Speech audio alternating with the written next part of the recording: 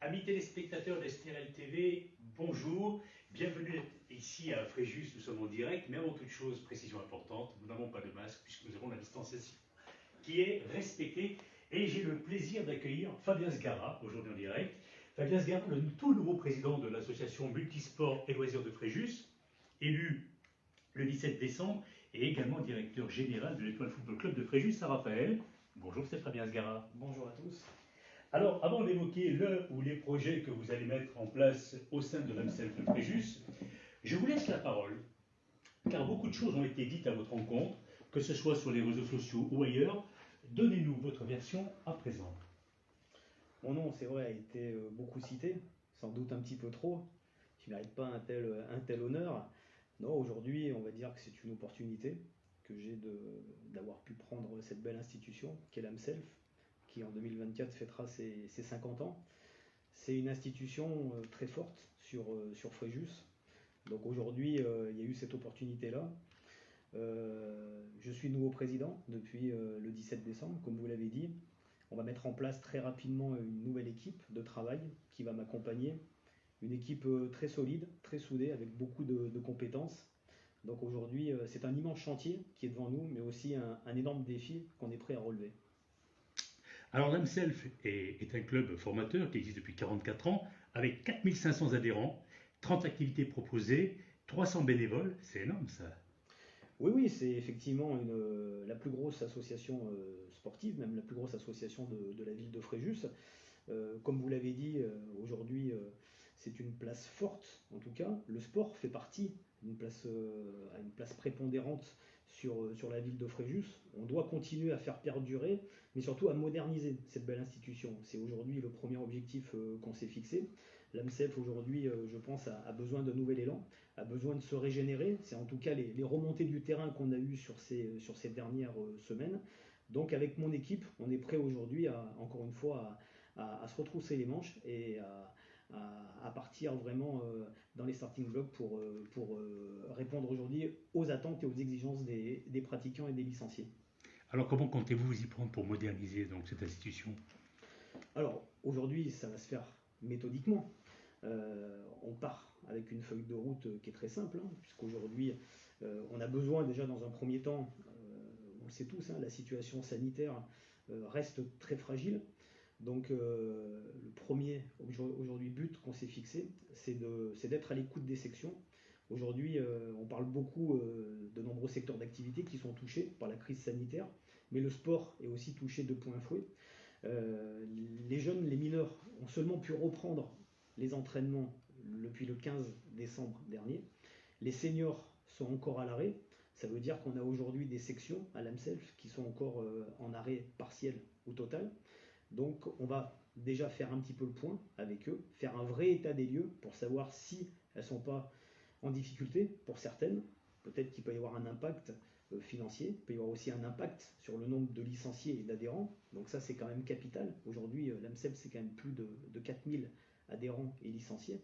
Donc on a besoin aujourd'hui de savoir, d'être à côté des sections, parce qu'on sait qu'aujourd'hui certaines souffrent. Et puis ensuite, on va mettre en place effectivement notre organisation, nos projets. Je parlais de modernisation. Aujourd'hui, ça part d'une modernisation administrative déjà par rapport au fonctionnement. Le sport, c'est un petit peu le reflet de la société. Le sport, ça évolue également. Donc on a besoin aujourd'hui de se restructurer à ce niveau-là, de se moderniser pour coller vraiment à l'actualité des sections, être le plus proche d'elles.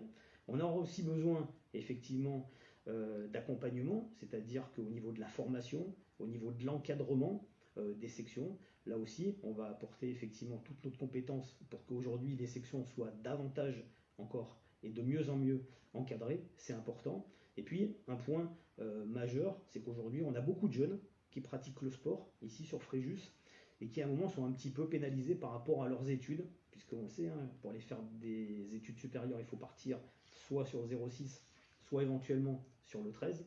Donc là, on va essayer de mettre en place des passerelles avec des bourses pour que ces jeunes-là puissent rester à l'AMSELF, rester à Fréjus pour continuer à se perfectionner, à se développer. Et puis surtout, le sport, il faut que ça reste aujourd'hui un moteur social important. Aujourd'hui, le sport pour tous, comme on dit, on doit continuer à le mettre en place, à le faire pratiquer. On doit pouvoir pratiquer le sport, quel que soit son niveau, quel que soit son âge et quelle que soit son envie. Ça, aujourd'hui, c'est vraiment notre motivation prioritaire. Alors c'est important ce que vous venez de dire, puisque l'AMSELF rayonne déjà par ses résultats au plan international. Donc ça veut dire que concrètement, on va toujours aller dans cette démarche-là, et plus encore, si j'entends bien. Oui, on va continuer effectivement à encadrer, en tout cas à accompagner les sections dans le perfectionnement, dans les sportifs de haut niveau. Je connais très bien effectivement cette partie-là, puisque c'est aussi mon activité professionnelle d'accompagner des sportifs de haut niveau. Donc on va faire en sorte pour qu'aujourd'hui on puisse les accompagner. Comme je l'ai dit tout à l'heure, le sport évolue, c'est-à-dire que le sport de haut niveau d'il y a 10 ans, c'est plus le même que maintenant. Voilà, donc ça veut dire que on doit impérativement mettre en place aujourd'hui des passerelles, on doit mettre en place des outils pour que ces sportifs puissent continuer à se perfectionner, puissent continuer à représenter l'AMSELF, à être des vrais ambassadeurs de la ville de Fréjus et de l'AMSELF à travers les compétitions régionales, nationales et départementales. Mais on n'oublie pas que la grande majorité des licenciés et de nos adhérents sont des sportifs qui font ça en loisir, pour certains avec aussi un petit peu de compétition, et on doit aussi leur permettre de pratiquer leur sport dans les meilleures conditions possibles. En tout cas, ça va demander un investissement de tous les instants. Ça. Oui, c'est un vrai défi, c'est un vrai projet pour lequel je me suis lancé à 200% dedans. Alors, vous venez d'être élu président, mais comme toute association, président bénévole? Effectivement, président bénévole, je ne serai pas un président salarié. J'ai lu effectivement que je serais peut-être président salarié. Non, non, je vais être comme mes prédécesseurs. J'aurai exactement le même statut. Alors, vous qui êtes un féru de sport en règle générale, connaissez-vous d'ores et déjà certains présidents des sections sportives de l'AMSELF? Alors, j'en connais quelques-uns. J'apprends aussi à en découvrir. On va faire le point. Ça va être aussi une des priorités, c'est de recevoir toutes les sections, tous les présidents courant du mois de janvier, si bien sûr la situation sanitaire le permet, pour, comme je le disais tout à l'heure, faire véritablement un point avec eux, cerner aujourd'hui leur fonctionnement. On a vraiment besoin de connaître, nous, comment fonctionnent ces sections, quel est leur plan de développement, quel est leur projet associatif, leur projet économique également, et leur projet sportif. Ça, c'est important. Donc, clairement, c'est la feuille de route du président général de l'AMSELF qui va le demander aux différentes sections. Alors, on va effectivement, mais ce que je veux, c'est que cette feuille de route, elle soit totalement cohérente et surtout transversale et discutée avec toutes les sections. Voilà. Je veux qu'il y ait un vrai échange, un vrai dialogue entre la maison mère, entre l'AMSELF et les sections. C'est important, et ça on nous l'a aussi beaucoup dit sur le terrain, c'est que la communication interne entre les sections et la présidence et le bureau directeur de l'AMSELF existait moins. Il faut qu'il y ait un dialogue. Aujourd'hui, c'est pas Fabien Sgara, c'est pas le bureau directeur qui va décider du sport à l'AMSELF. Ce sont les sections qui vont valider des projets qu'on va leur proposer. Je veux que là-dessus, il y ait une vraie synergie, un vrai échange, un vrai dialogue pour qu'on puisse valider aujourd'hui cette feuille de route. Moi, ce qui m'intéresse, c'est que les sections valident aujourd'hui ce qu'on veut mettre en place. On ne va pas aller contre aujourd'hui leur fonctionnement. Ce serait complètement idiot. Donc, on va discuter avec elles, on va les écouter dans un premier temps. On va aussi les accompagner, parce que c'est important par rapport à ça. L'AMSELF s'est arrêté de fonctionner indirectement pendant plus de 2 mois, puisque l'AMSELF était sous la tutelle d'un administrateur judiciaire. Aujourd'hui, le fonctionnement se fait, les sections doivent déposer des licences, il y a un fonctionnement financier qu'il faut aussi relancer, il faut réactualiser tout ça, il faut mettre ça effectivement à jour. Donc ça va prendre du temps, sachant qu'aujourd'hui on doit aussi découvrir, nous en tant qu'élus, un nouvel environnement de travail, on doit découvrir des dossiers. C'est pas une transition, on va dire, naturelle qui s'est faite. L'ancien bureau a démissionné, aujourd'hui on arrive dans une nouvelle institution, dans des nouveaux bureaux qu'on découvre. Voilà, on ouvre comme n'importe quel nouveau dirigeant, des dossiers, etc. Donc tout ça, ça va se mettre en place petit à petit.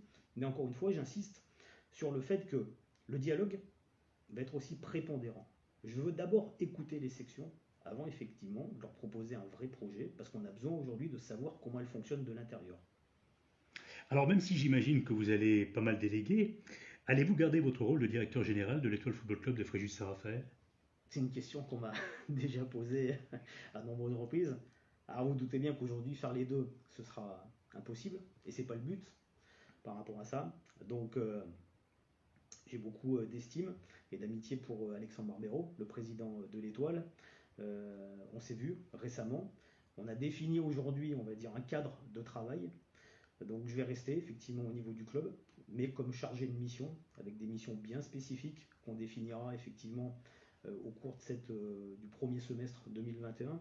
Là aussi, on espère bien sûr que les championnats vont reprendre en National 2, parce qu'il y a un vrai beau projet à l'Étoile à valider, à commencer par le projet sportif, c'est l'accession effectivement en National, et puis après il y a un projet structurel avec ce nouveau stade, ce nouveau complexe aujourd'hui, qui doit permettre au club de franchir un palier. Donc je vais effectivement prendre du recul, ce qui est logique, avec de nombreuses fonctions qui étaient attelées à ma fonction de directeur général, mais je vais rester comme chargé de mission, notamment sur le plan de la communication auprès de l'Étoile et auprès du président Alexandre Barbero. Donc ça veut dire une redistribution des cartes au sein de l'organigramme. Quelqu'un va vous remplacer précisément ou Alors la transition a été pensée, vous vous doutez bien. On a déjà réfléchi effectivement depuis maintenant plusieurs semaines. Il y aura une réorganisation administrative au niveau de l'Étoile, ça c'est une certitude. Aujourd'hui c'est en train de se mettre en place, il y a des consultations qui sont faites, donc rien n'est figé, mais il y a aussi certaines personnes qui sont au club, qui ont les compétences pour depuis de nombreuses années, qui vont monter un petit peu en puissance, voilà, par rapport aujourd'hui à des missions et à des tâches bien spécifiques qui, encore une fois, étaient rattachées à la direction générale du club. donc puisque nous évoquons l'Étoile, avez-vous une date de reprise du championnat alors nous parlons? Non, toujours pas. Toujours pas. La situation sanitaire n'a pas forcément tendance à s'améliorer. Ce que je peux vous dire, c'est que le dernier comité exécutif de la Fédération française de football, qui a eu lieu jeudi dernier, le jour de mon élection d'ailleurs, n'a pas tranché, on va dire, sur une date de reprise. On le sait aujourd'hui, hein, les championnats régionaux, en tout cas pour les clubs amateurs, ne sont pas encore fixés. Les entraînements pour les équipes seniors n'ont pas encore été autorisés pour les équipes amateurs. Le COMEX a pris seulement la décision par rapport à la Coupe de France de valider un nouveau format de compétition. L'Étoile malheureusement est éliminée de cette compétition, donc elle n'est pas concernée. Aujourd'hui, au niveau des championnats, on espère tous effectivement qu'il puisse y avoir un redémarrage fin janvier ou début février, avec très certainement un système de play-off, de play-down, qui permettront de finir le championnat. C'est-à-dire que comme aujourd'hui on n'aura pas suffisamment de week-ends de disponibles pour effectuer la fin de la phase aller, puisque ça c'est le premier objectif. Tant qu'aujourd'hui les matchs allés ne sont pas terminés, on ne pourra pas effectivement valider un classement. Une fois que cette phase aller sera terminée, là la fédération décidera en fonction du nombre de week-ends restants pour aller jusqu'au 30 juin, puisque les saisons se terminent au 30 juin, les joueurs étant sous contrat jusqu'au 30 juin, en fonction des week-ends de disponibles. S'il n'y a pas suffisamment de week-ends de disponibles, ce qui est fort probable aujourd'hui, pour caler encore 15 journées de championnat qui correspondent à une phase retour, il y aura certainement un système de play-off et de play-down, c'est-à-dire qu'on divisera en deux la poule de 16. Les 8 premiers s'affronteront en match sec en fait, hein. Donc à place de jouer 15 matchs, on n'en jouera plus que 7. Et les 8 derniers joueront une poule de maintien, des matchs de maintien. Et le premier, avec les points bien sûr seront conservés, les points de la phase aller seront conservés. Et à la fin en fait de ces 7 matchs, il y aura un classement définitif et la meilleure équipe accédera au national. Qui viendront s'ajouter à ceux qui ont été déjà emmagasinés au niveau des points. Bien sûr, bien sûr. On ne mettra pas les compteurs à zéro. Ça c'est très important ce que vous dites là, hein. Donc ça veut dire que concrètement, normalement, le championnat ira à son terme d'une façon totalement différente, oui, mais il ira à son terme. C'est une volonté, hein. Vous savez, j'ai participé à un groupe de travail avec le collectif N2. On a beaucoup échangé sur ces dernières semaines, voire les derniers mois, parce que même depuis le premier confinement, on fait effectivement des propositions. Je crois qu'il y a eu un vrai traumatisme après le premier confinement, lorsque le championnat s'est arrêté et qu'il a fallu faire un classement, à la fois pour les montées et pour les descentes. Il n'y a jamais de bonne et de mauvaise solution dans ce type de décision. Je crois qu'aujourd'hui, la volonté en tout cas commune entre la fédération et les clubs, c'est de trouver un format de compétition pour qu'on puisse au moins arriver au terme du championnat, quelle que soit la formule. Et cette formule de play-off aujourd'hui, elle permet à la fois effectivement d'avoir des matchs de haut niveau, puisque là les 7 premiers vont s'affronter. Alors si on a joué le match aller à l'extérieur, on jouera effectivement ce match retour à domicile. Et on va dire que au terme de ces 7 matchs, je pense qu'on aura effectivement un classement qui correspondra quand même qui sera légitime par rapport à la logique puisqu'on parle de logique également, donc vu le contexte sanitaire, il était logique que la Coupe de France, là aussi, soit totalement remodelée. C'est logique, ça. Oui, puisque la Coupe de France aujourd'hui, on le sait, hein, on appelle ça la Coupe de tous les possibles. Hein. Voilà, c'est le. Et où les amateurs ont un Exactement. grand rôle à jouer. C'est le charme de cette compétition. On est bien placé à l'Étoile. Hein. L'Étoile a toujours eu effectivement beaucoup d'intérêt pour cette compétition. On n'oublie pas le quart de finale effectivement en 2017 face à Mirland. Et encore l'année passée, le 32e de finale qu'on avait vu jouer à Nice. Alors pour des raisons différentes. Il y a 12 mois, jour pour jour, nous négocions effectivement ce déplacement à Nice. Voilà, exactement. Voilà. Donc aujourd'hui, c'est vrai que la Coupe de France fait partie vraiment du paysage du football français. Alors le format de compétition est vraiment inédit, là, hein, puisque les professionnels vont s'affronter entre eux jusqu'en 16e de finale et les amateurs vont en faire de même de leur côté. Et aujourd'hui, vu la situation sanitaire, vu le nombre de week-ends effectivement de plus en plus restreint, c'était compliqué aujourd'hui de remodeler le calendrier des professionnels. Donc on va laisser en fait le calendrier aux professionnels, puisque là les dates de Coupe de France étaient déjà instaurées. Et puis au mois de février, il faudra effectivement qu'on soit, ou en mars, qu'on soit au stade des 16e de finale. Donc ça veut dire qu'il y a quand même le 6e, 7e et 8e tour à faire, et 32e pour les clubs amateurs.